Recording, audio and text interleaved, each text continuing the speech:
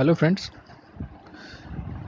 आज मैं डिस्कस करूँगा गेट मैकेनिकल के सिलेबस के बारे में एंड कौन कौन से टॉपिक इम्पॉर्टेंट है, कौन कौन से नहीं इम्पॉर्टेंट है।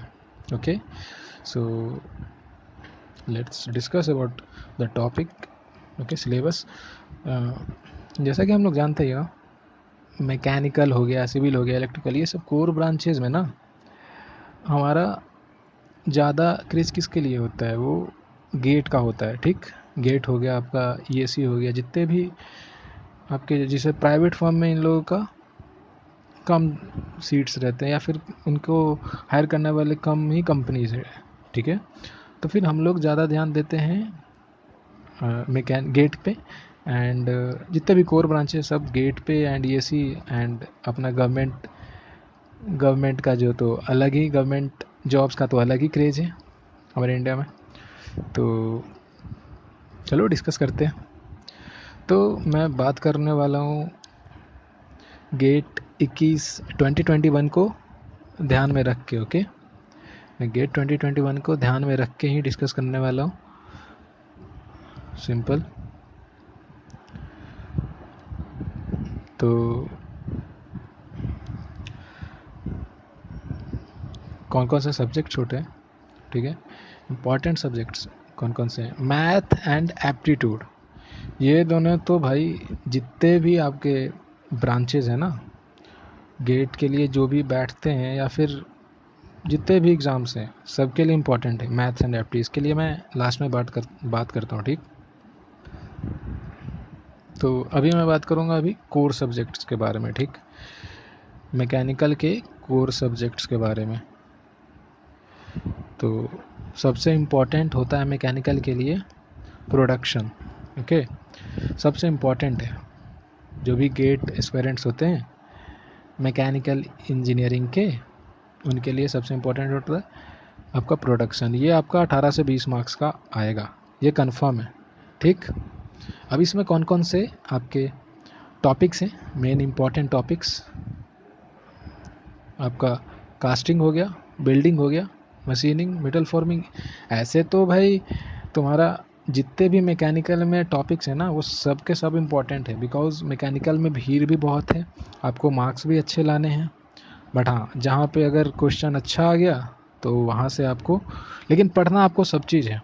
ओके, ताकि आप पूरा स्कोर कर सको। एटलीस्ट अच्छा स्कोर लाओगे तो अच्छा होएगा।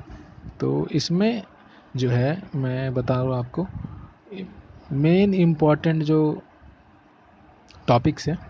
सबसे इम्पॉर्टेंट प्रोडक्शन में मशीनिंग, 5 से 6 मार्क्स आपका इसी से आएगा। ठीक, फिर 2 से 3 मार्क्स का क्वेश्चन आता है कास्टिंग से, 2 से 3 मार्क्स का बिल्डिंग से, मेट्रोलॉजी से भी आता है 2 से 3, एंड ये दोनों मिला दे तो ये आता है।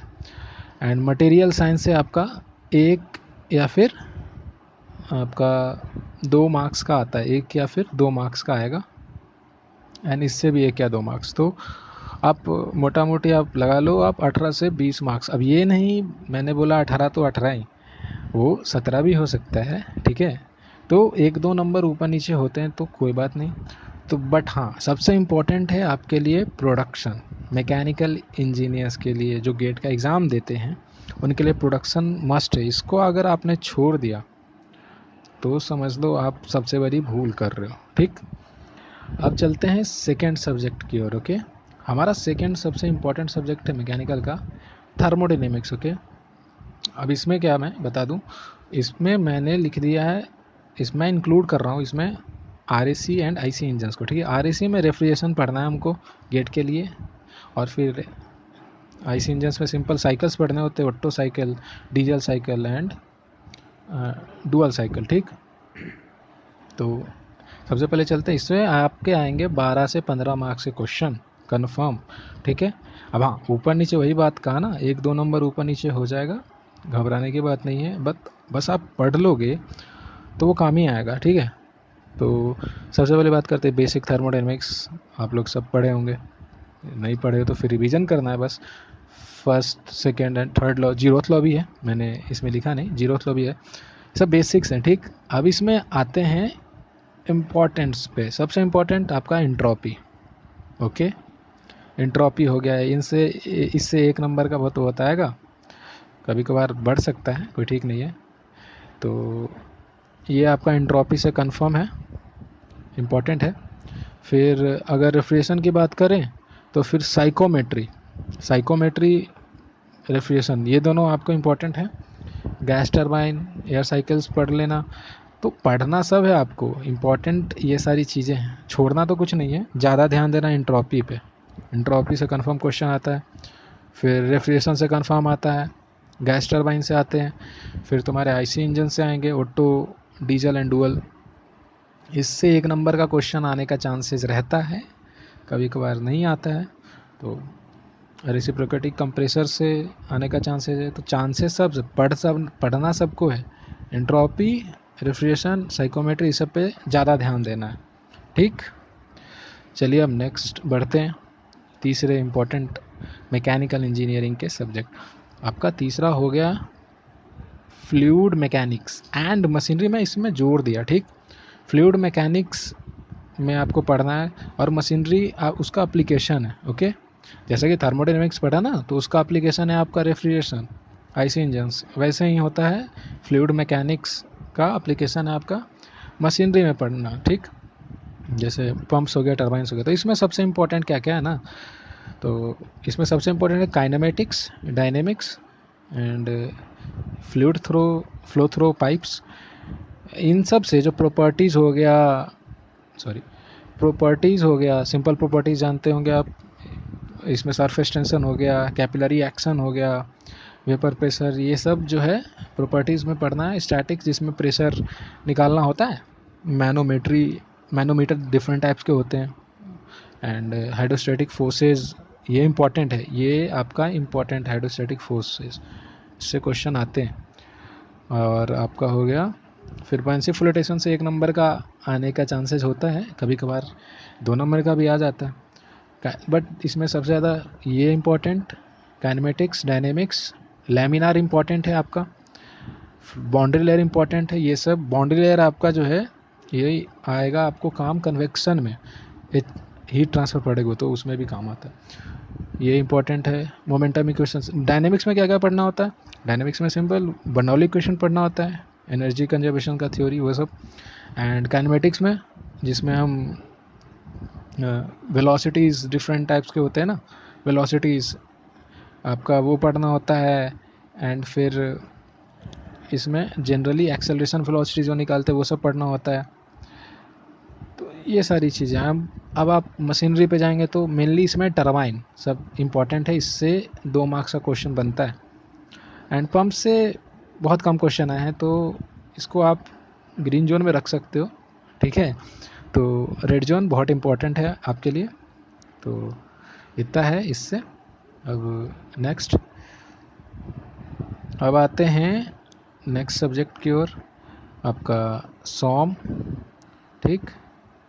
सॉम मैकेनिकल वालों के लिए इम्पॉर्टेंट है, ठीक है, ये बहुत इम्पॉर्टेंट है, मैकेनिकल एंड सिविल वालों के लिए, दोनों के लिए इम्पॉर्टेंट है, ठीक। 7 से 10 मार्क्स का आएगा भाई इसमें, तो इसको पढ़ना मस्ट है। इसमें क्या क्या है, स्ट्रेस स्ट्रेन है, ठीक है। स्ट्रेस स्ट्रेन इसमें मैंने लिख दिया, इसमें सिंपल स्ट्रेस भी आ गया और थर्मल स्ट्रेस भी, इसी में आप समझ लो, स्ट्रेस स्ट्रेन बस लिख दिया, इसी में आपका थर्मल स्ट्रेस भी पढ़ना है। एंड वो डिफरेंट टाइप ऑफ स्ट्रेसेस निकालने होते हैं, बार्स दे के, इस टाइप से दे के 2 3 1 2 3 टाइप में, इसमें फोर्स लगा दिया P1 P2 करके।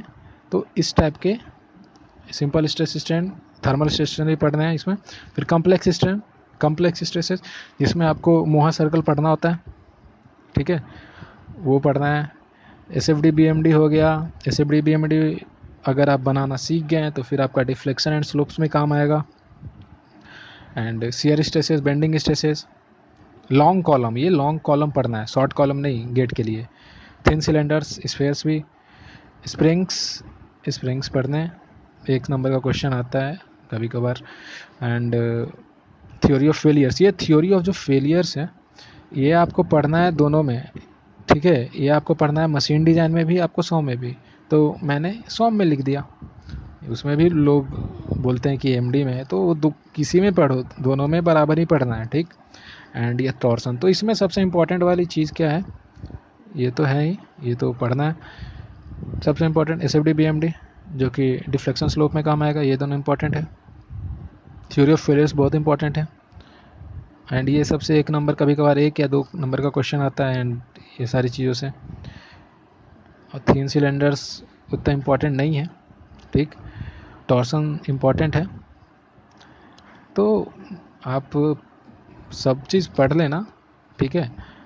पढ़ोगे तो अच्छा मार्क्स आएगा। सारी चीज़ों को अगर आप कवर कर लिया तो आपके लिए बेनिफिशियल होगा। 7 से 10 मार्क्स का आता है, तो सॉम का है। अब नेक्स्ट अगर मैं बढ़ूँ तो फिर अगला आता है टॉम, ठीक, जिसको आप थ्योरी ऑफ मशीन कहते हैं या फिर काइनेमेटिक ऑफ मशीन कह सकते हैं इसको, ठीक। 7 से 10 मार्क्स का आता है भाई। और इसमें कौन कौन सा सब्जेक्ट है, इसमें टॉपिक्स डिग्री ऑफ फ्रीडम होता है, वेलोसिटी एंड एक्सेलरेशन एनालिसिस हो गया, डिफरेंट टाइप ऑफ इन्वर्जन्स हो गए। तो इससे इससे जो है लेंदी क्वेश्चन बनता है, ठीक। तो लेंदी क्वेश्चंस बनते हैं तो गेट में लेंदी बहुत ही रेयर पूछता है, ठीक। बहुत कम चांसेस होते हैं पूछने को। अगर पूछ दिया तो सब फंसेगा, लेकिन जो पढ़ा हुआ है वो उसको भी निकाल देगा, तो उसी वही टॉपर्स बनते हैं। तो वेलोसिटी एंड एक्सेलरेशन, इससे 1 नंबर का क्वेश्चन आता है, ज़्यादा हार्ड नहीं आते हैं, ये आप समझ लो। बैलेंसिंग से भी 1 नंबर का क्वेश्चन आया तो आया, अदरवाइज नहीं आएगा। कैम, जायरोस्कोप, ये सबसे 1 नंबर का आता है। जायरोस्कोप से क्वेश्चन इधर आ रहा है, ठीक। तो 1 या 2 नंबर का क्वेश्चन है, ईजी आता है, सिंपल फार्मूला होता है I ओमेगा ओमेगा पी। तो वो आगे आप पढ़े होगे तो आपको याद होगा, या फिर आगे पढ़ोगे, ठीक। फ्लाई व्हील्स हो गया, गियर ट्रेन्स एंड ये वाइब्रेशंस। इसमें सबसे इंपॉर्टेंट वाइब्रेशन, ठीक। इससे आपका 3 से 4 नंबर का क्वेश्चन आएगा भाई। फ्लाई व्हील 2 या 1 या 2 नंबर का क्वेश्चन इससे कंफर्म आएगा। 1 नंबर और 3 नंबर का कभी कभार, जनरली 2 नंबर वाला क्वेश्चन आता है। गियर ट्रेन्स बहुत इंपॉर्टेंट है, इससे कंफर्म 2 नंबर का क्वेश्चन आएगा ही आएगा, ठीक। गियर ट्रेन्स 7 से 10 मार्क्स का क्वेश्चन आता है भाई टॉम से, तो अच्छे से पढ़ना इसको। अब नेक्स्ट चलते हैं। अब आ गया आपका मशीन डिज़ाइन, ठीक। मशीन डिज़ाइन आपका आ गया। मशीन डिज़ाइन से क्वेश्चन आते हैं 5 से, कभी कभार 5 आ गया, कभी कभार 6 आ जाता है, तो वो 5 से 8 मार्क्स के बीच में वैरी करता है, ठीक। इसमें पढ़ने होते हैं डिज़ाइन फॉर स्टैटिक लोड। इसमें डिज़ाइनिंग का जो हमारा वो होता है ना, थ्योरीज, वो सब पढ़ने होते हैं। तो डिज़ाइन, इसमें थ्योरीज हो गया, theory of failures static loads के लिए, वो fatigue, strength and essence diagram. Essence diagram वो असिम्प्टोटिक वाला डायग्राम होता है, वो टाइम से फ्लक्चुएट करता है ना, वो फ्लक्चुएटिंग लोड्स के लिए हम फटीग स्ट्रेंथ वाला चीज़ यूज़ करते हैं एंड एसन डायग्राम बनाते हैं। तो ये फिर मैकेनिकल जॉइंट्स हो गया, बियरिंग्स, गियर डिज़ाइन, गियर का डिज़ाइनिंग पढ़ना है। इसमें फोर्सेस कौन कौन से लगते हैं, तो फिर किस फोर्स पे फेलियर होता है, इसमें टेंजेंशियल लेते हैं हम जनरली, ठीक। And brakes and clutches. देखो भाई इसमें क्या है ना, ब्रेक्स कभी कभी हम ब्रेक्स के बारे में ना मैकेनिक्स में भी पढ़ते हैं, ठीक। तो दोनों में कोई कभी कभार क्वेश्चन आता है, तो आप देखते हो एनालिसिस में कभी ब्रेक्स के क्वेश्चन को वो रख देते हैं कि ये मैकेनिक्स का क्वेश्चन है, कभी मशीन डिज़ाइन में, तो फ्लक्चुएट इधर उधर करते रहता है, बट आता है ब्रेक से क्वेश्चन, ठीक। एंड क्लचेस से आते हैं, क्लचेस से क्वेश्चन आते हैं। इसमें 2 थ्योरी होता है, pressure, uniform pressure theory and uniform wear theory, ठीक। तो इसमें सबसे इंपॉर्टेंट कौन कौन सा है, चलिए बात कर लेते हैं। ये इंपॉर्टेंट है, ठीक, पूरा रंग दिया यार। हाँ, fatigue, strength and essence diagram important है। मैकेनिकल जॉइंट्स में आपका इंपॉर्टेंट है, 3 टाइप के होते हैं, रिवेटेड होते हैं, वेल्डेड होते हैं, एंड आपका थर्ड कौन सा होता है, थ्रेडेड जॉइंट होता है। ये तीनों जॉइंट आते हैं। तो 1 नंबर या 2 नंबर का क्वेश्चन बनता है उससे। गियर डिज़ाइन से ब्रेक्स पढ़ लेना। बियरिंग्स 2 टाइप के, जर्नल एंड आपका एक बॉल बियरिंग और रोलर बियरिंग, ये सब पढ़ना है। क्लचेस से पढ़ना है, इसमें इजी है ये सब, ज़्यादा ध्यान इस पे देना, और थ्योरी ऑफ फेलियर्स पे तो ध्यान दिया ही, ठीक है। तो इन सब को, ये सब इम्पॉर्टेंट है, मशीन डिज़ाइन में सब है, ठीक है। अब नेक्स्ट बढ़ते हैं।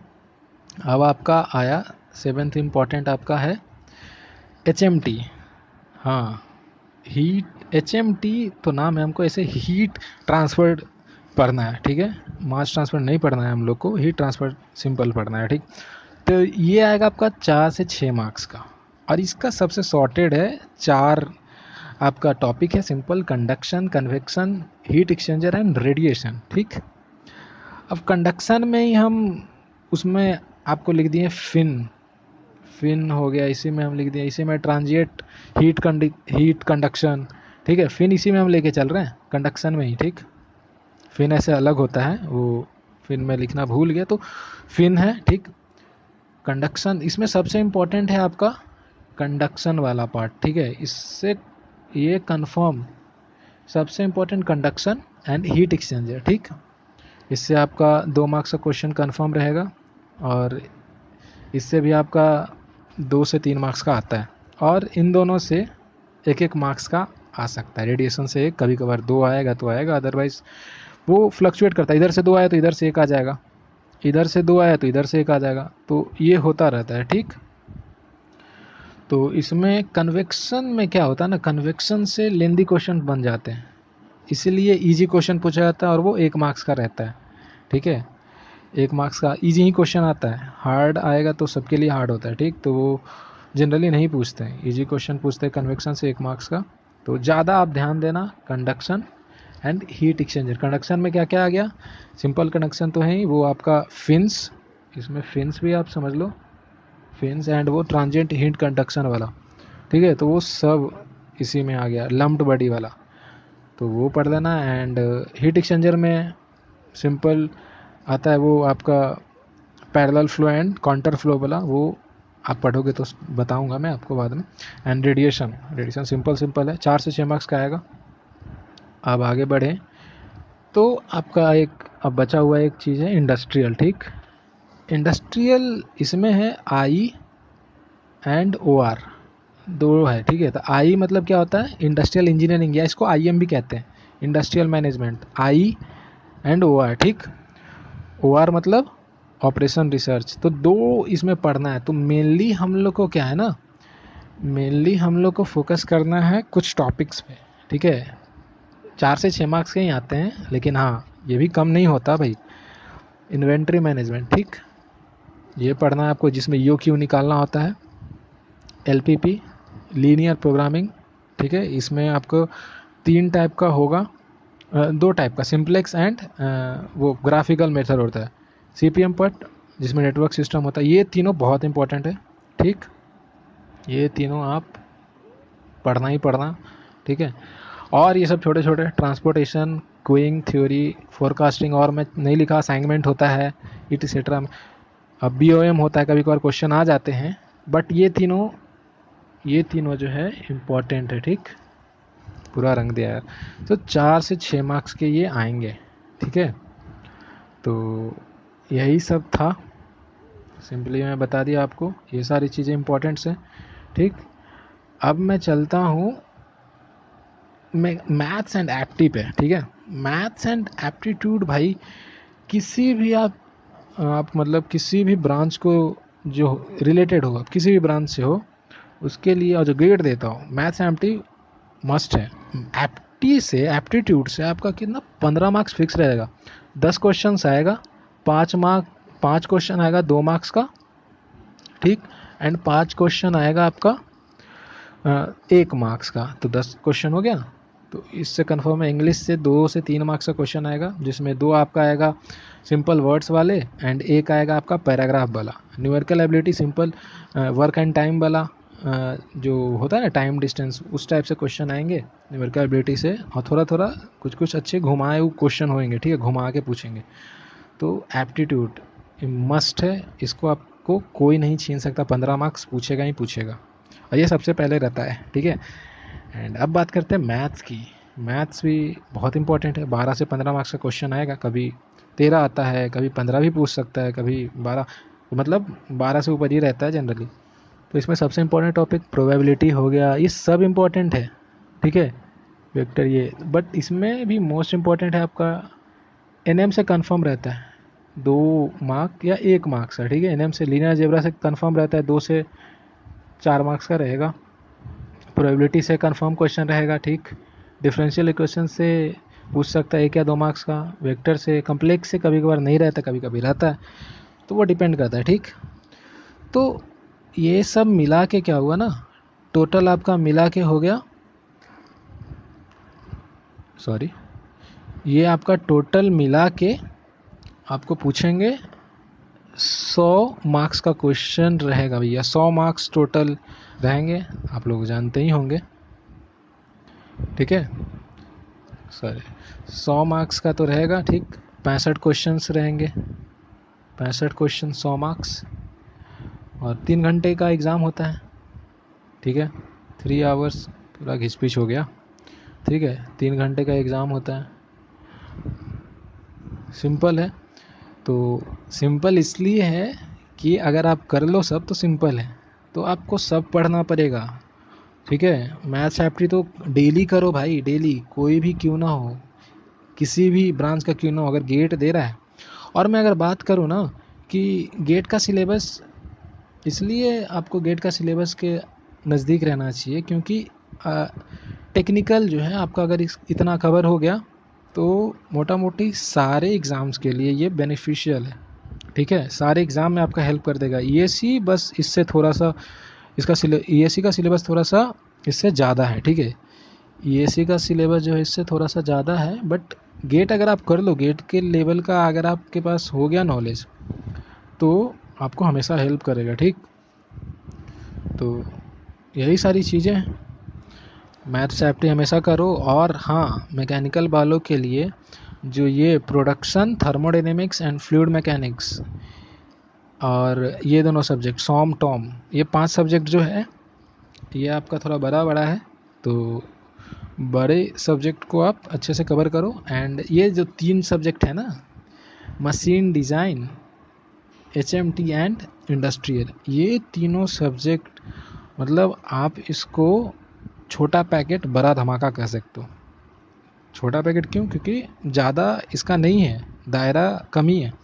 उतना अगर आप पढ़ लोगे तो मार्क्स अच्छा आ जाएगा। ठीक, एंड बस यही कहना था, और क्या। छोटा पैकेट बड़ा धमाका है वो तीनों। और मैथ्स एप्टी पे फोकस रहो, फोकस करके पढ़ो इसको, तो हो जाएगा आपका। सो अगर आप लोग कहोगे तो मैं अपना नोट्स, अपने नोट्स का लेक्चर में बना के डाल दूँगा चैनल पे। ठीक, अगर आप लोग कहोगे तब। आई होप ये सारी चीज़ें समझ में आ गई। अगर कुछ भी बचा हो तो मैं डिस्क्रिप्शन में डाल दूँगा, आप वहाँ से जाके आप निकाल सकते हो। ठीक, ये सारी चीज़ें इंपॉर्टेंट चीज़ें मैंने बताई। कुछ टॉपिक छूट गए हों तो आप देख लेना, उसमें मैं आपको अटैच कर दूँगा फाइल। ठीक, सो थैंक यू।